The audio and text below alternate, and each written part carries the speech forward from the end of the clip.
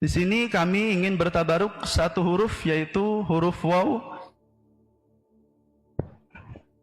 Wa ammal wawu fi hadha syahri. Adapun huruf waw pada bulan ini adalah bermakna al-wusul, yaitu sampai kepada Allah Subhanahu wa taala.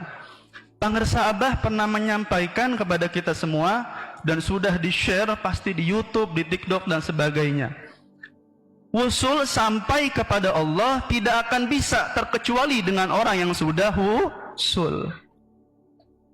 Sangat mudah, berarti intinya kalau kita mau sampai kepada Allah melalui guru agung pangersa Abah.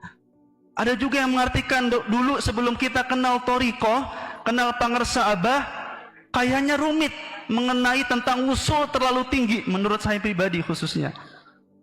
Kayaknya itu tingkatan makom-makom khusus yang kita ketahui. Mungkin kalau kita baca riwayat Syekh Abdul Qadir, Imam Abu Yazid Bustami, itu wali-wali terdahulu atau para sahabat Nabi atau wali-wali yang bergerak Qutbul Aulia di zamannya.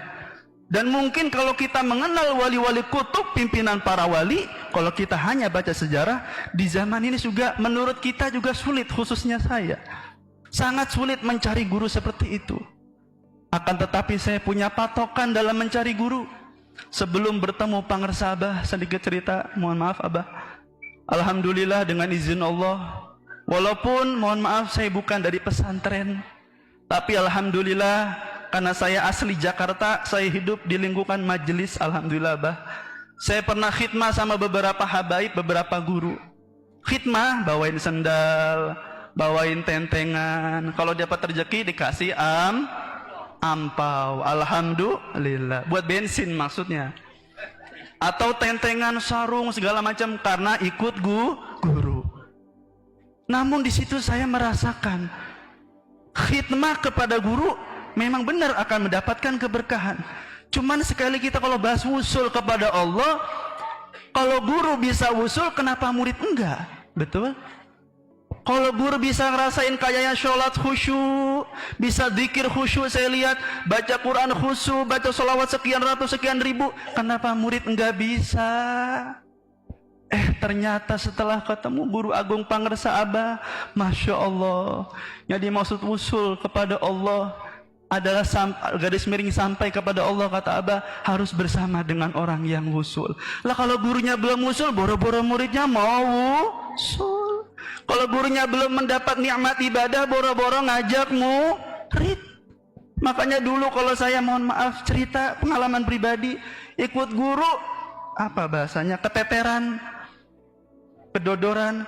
Kita harusnya mohon maaf, mungkin guru, kita harusnya nyupir misalkan nih, guru udah keluar kita belum sholat, ngurusin guru dulu misal, atau ngurusin yang lainnya, perlengkapan beliau misal. Dulu saya kira diri saya pribadi merasakan, wah ini enak juga nih begini terus nih. Tapi mohon maaf, setelah kita sekali lagi melihat ibadah guru, kita iri. Kadang beliau sholat kok bisa seperti khusyuk, katanya seperti itu ya kalau kita lihat secara zahir. Ternyata kata pangersa Abah, seumur-umur Abah di Suryalaya belum pernah lihat Abah Anom nangis dalam sholat. Katanya kalau orang ngomong khusyuk itu harus salatnya nangis. Guru mulia agung pangersa Abah, niat Abah Anom nggak pernah nangis. Ternyata yang dimaksud khusyuk, Masya Allah pangersa Abah, khusyuk itu bukan harus tuli, khusyuk itu bukan harus buta, semua terdengar, semua terlihat, tapi hati tidak terganggu. Wallah, tidak akan kita temukan guru seperti beliau dimanapun di zaman ini. Allahu Akbar. Maka kita beruntung dengan izin Allah Subhanahu wa ta'ala. Berbondong-bondong manusia di akhir zaman, banyak yang memfitnah, mencaci orang-orang soleh yang dimuliakan Allah. Kita dipilih satu-satu dengan karomah beliau, ditarik dengan caranya masing-masing. Saya nyaksiin ibu bapak, ya Allah, sebelum ketemu Abah saya kaget karena cuma lihat di YouTube. Izin Kiai, saya ikut Abah baru 2 tahun setengah setelah almarhum Abah saya meninggal. Pertama saya ikut talqin di rumah Kiai Syahroni Bekasi, ad-da'wah. Alhamdulillah sama beliau. Waktu itu belum dia waktu talqin, tapi waktu itu ada waktu talqin. Alhamdulillah sama beliau kita diajak sama teman saya Ustadz Khalid waktu itu. Dan begitu singkat ternyata perjalanan setelah diajak pertama ke sini sama beliau. Allahu Akbar, benar kata guru saya, kalau kamu mau cari guru nggak usah ribet. Lihatlah gurumu, ketika siapapun yang kamu lihat mengingatkan kamu kepada Allah, ikuti dia. Allahu Akbar. Dan ternyata setelah melihat Abah, bukan hanya bergetar, memandang saja terlalu lama, kita tidak sanggup. Betul? Kenapa ibu bapak yang dirahmati Allah? Karena buat saya pribadi, mata saya terlalu kotor melihat orang suci di kolong langit ini. Jasad saya terlalu kotor menyentuh beliau. Hati saya terlalu busuk saat itu melihat beliau. Maka ketika menginjakkan kaki pertama kali ke sini, belum ditalkin waktu itu, sudah ditalkin tapi belum merasakan apa ini amalia. Tapi setelah melihat beliau, Allah kasih rasa yang tidak bisa diceritakan dengan siapapun. Insya Allah kita mengalami itu semua.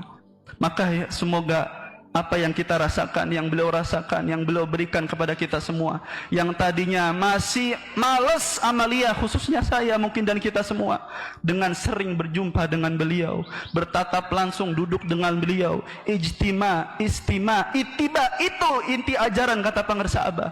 Berkumpul dengan Syekh Mursyid, mendengarkan kalam mulia Syekh Mursyid. Setelah itu kita bisa ittiba, ikut dengan pengersa Abah. Maka kalau kita mungkin membahas tentang usul terlalu panjang, tapi kalau kita ikut dengan pengersa, istiqomah. Sampai Abah pernah mengatakan, kalau kalian senang ketemu Abah, Abah lebih senang lagi ketemu kalian. Allahu Akbar. Kadang saya kalau dengar kalam Abah begitu, berkaca sedih, saya siapa? Kita siapa? Sampai Abah mengatakan kita zikir dari hadis Nabi Muhammad SAW. Orang berzikir la ilaha illallah menghapus 4.000 dosa besar. Sampai kalau dosa kita udah habis, orang tua kita dibersihin dosanya, tetangga kita kebagian berkahnya ibu bapak yang dirahmati Allah.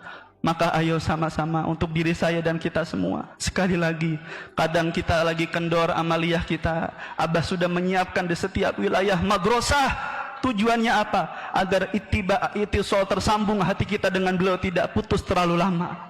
Kalau kita nggak siap zikir kelamaan di rumah, ikut acara manakib dimanapun. Sampai saya sering, ya Allah, Abah sering mengatakan, hari ini adalah hari akhir.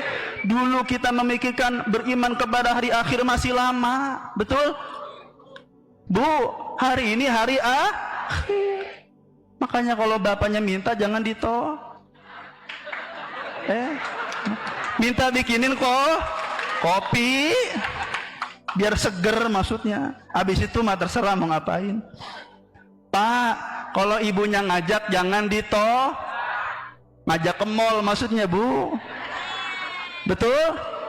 Ingetin hari ini hari akhir gitu. Mas, hari ini hari akhir, Mas. Bu, hari ini hari akhir. Insya Allah. Rada merinding dikit dengernya. Maksudnya, intinya jangan pernah kita mengulur-ngulur waktu yang Allah berikan sama kita. Kita pasti akan berpisah secara sementara di dunia. Tapi begitu sakit ketika Sayyidina Bilal bin Rabah ditinggal wafat Nabi Muhammad. Beliau azan aja sampai pingsan. Kisahnya kita dengar ya, tidak kuat. Karena beliau hidupnya dengan Nabi Muhammad. Ketika kita ngelihat pengersa Abah, maka siapapun saat itu pasti datang. Beliau pun mengalami kehilangan guru agung pengersa Abanom. Abanom pun mengalami kehilangan Abah Sepuh secara jasa dia. Kita butuh guru yang masih hidup agar kita bisa melihat akhlaknya Nabi Muhammad, bisa melihat tingkahnya Nabi Muhammad, bisa melihat bicaranya Rasulullah. Maka kalau kita yakin dekat sama guru, bisa usul kepada Allah, dia ada cara lain terkecuali selalu mepet rapat kepada pengersa Abah. Insya Allah. Siap duduk sama Abah? Siap khidmah sama Abah? Siap? Insya Allah kita dibisakan, dimampukan dengan karamah Syekh Mursyid. Mohon maaf kalau ada kekurangan Abah dan semuanya. Saya tutup. Walafuminkum. Assalamualaikum warahmatullahi wabarakatuh.